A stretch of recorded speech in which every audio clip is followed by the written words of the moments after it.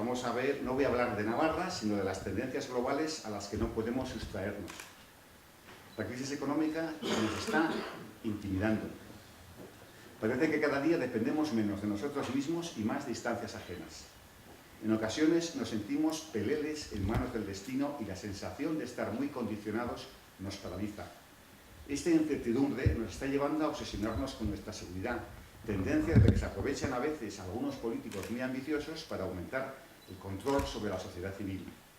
La primera consecuencia es que nos fríen a impuestos. Eso es una cosa que está pasando en toda la OCDE, con la excusa de que con nuestro dinero van a resolver nuestros problemas y a garantizarnos unos mínimos de bienestar.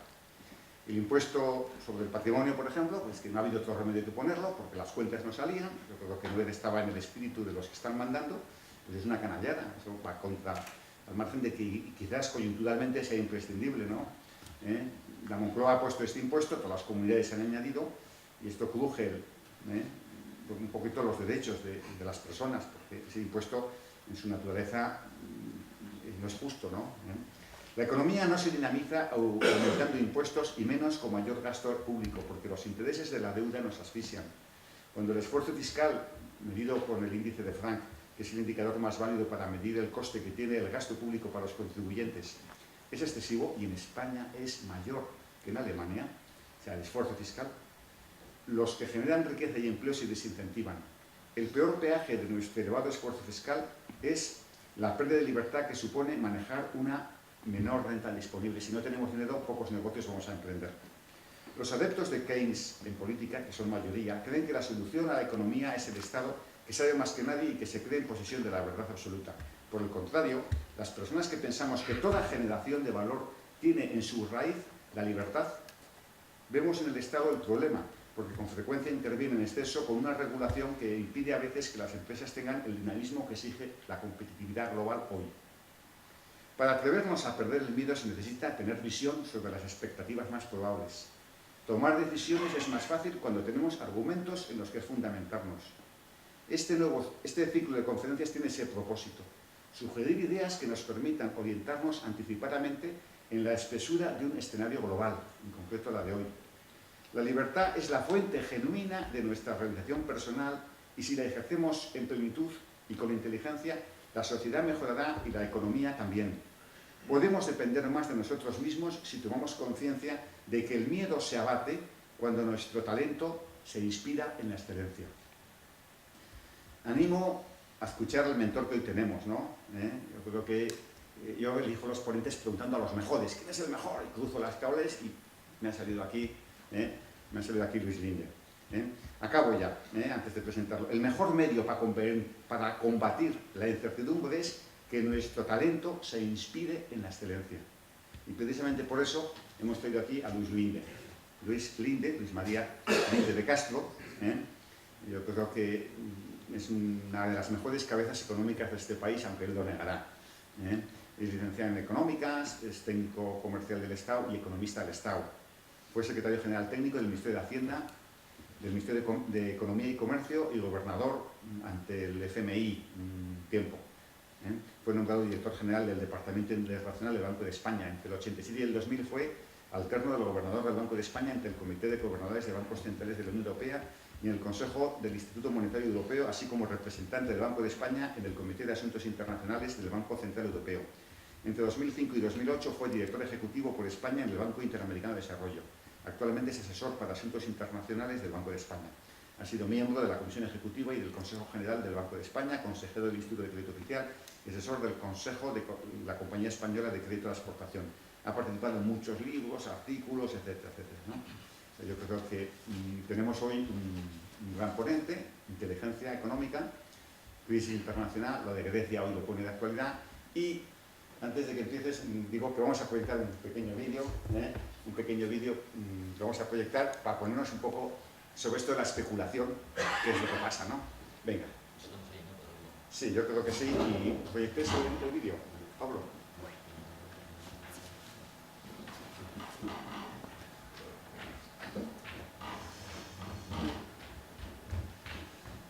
Aquí hay sitio, oye, venid por abajo porque aquí quedan sitios libres.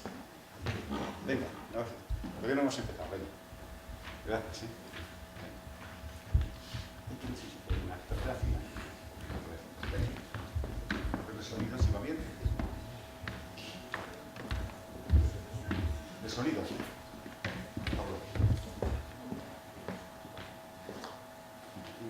On the pulse of the financial market.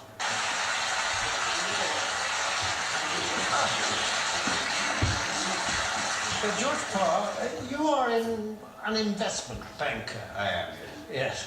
And as such, you have your fingers right on the pulse of the financial market. Yeah, very much so, yes.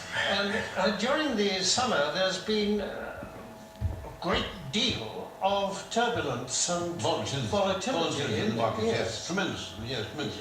Yes, Yes. and what has caused that? Well, you have to remember two things about the market. One is that they are made up of very sharp and sophisticated people who, these are the greatest brains in the world. And the second thing you have to remember is that the financial markets, to use the common phrase, are driven by sentiment. What does that mean? What does that mean? Well, things, let's say, are just going along as normal in the market, and then suddenly, out of the blue, one of these very sharp and sophisticated people says, "My God, something awful's going to happen! We've lost everything. Oh my God, what are we going to do? What are we going to do? Shall I jump out of the window? Shall I jump out of the window? Let's all jump out of the window. Oh, sell! We've lost a Sell! Yes, Precisely. yes. And then a few days later, this same sophisticated person says, "You know, I think things are going rather well." And everybody says, "Yes, I agree with you, but I think we're rich. We're rich. We're rich. Yes. Bye. Yes. And that's what we call market sentiment.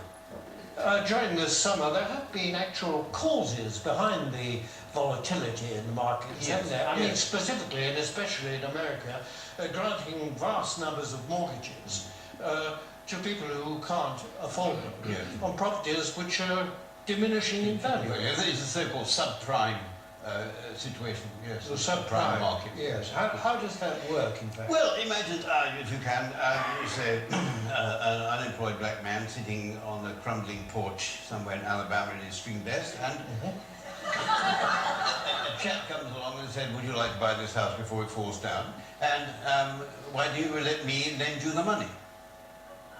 And is this chap who says this, is he a banker? Oh, no. He's a mortgage salesman. His income depends entirely on the number of mortgages that he can arrange.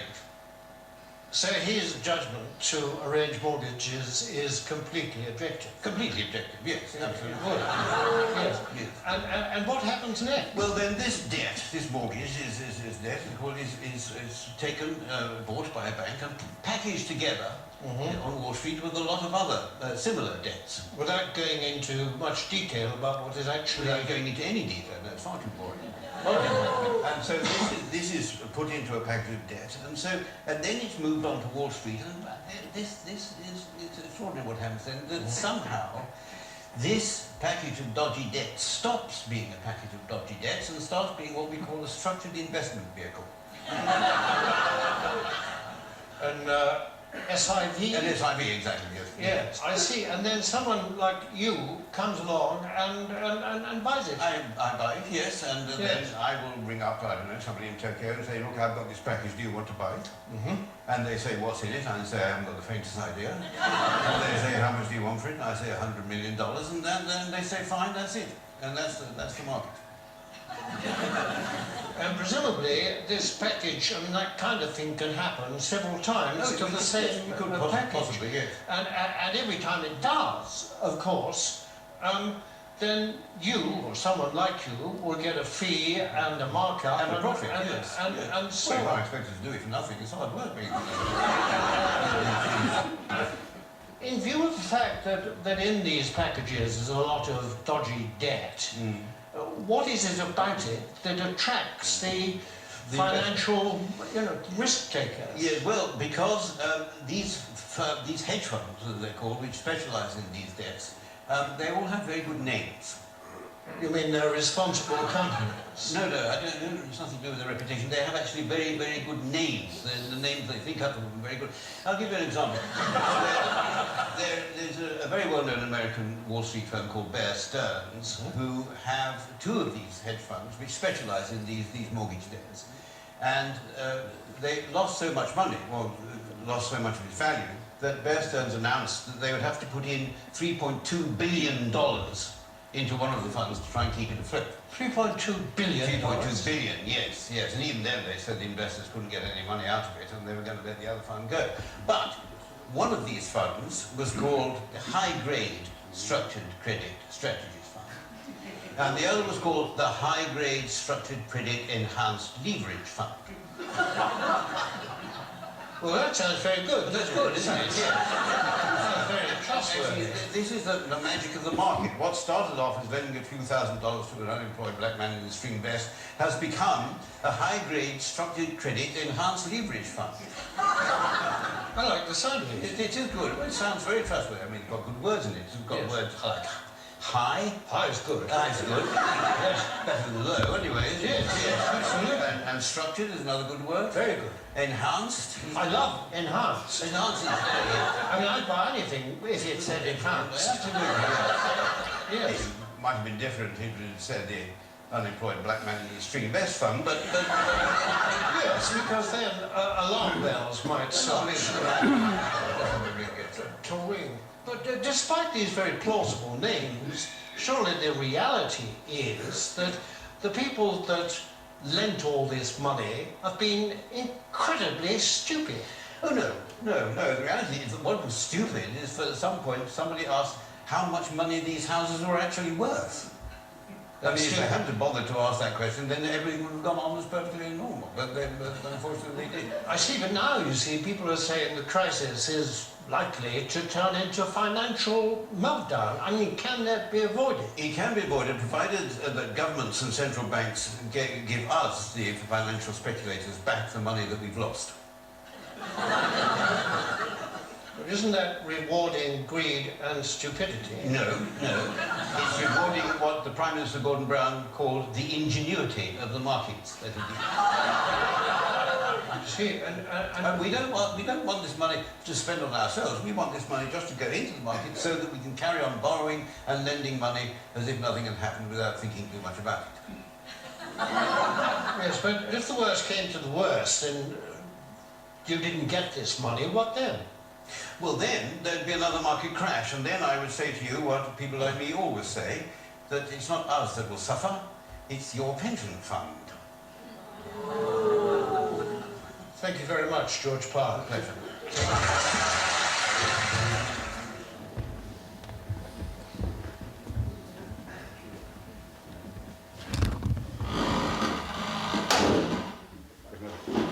Pues nada, te paso el micrófono. Van las preguntas con tarjetitas que distribuirá una azafata para el que quiera, para que haga muchas preguntas.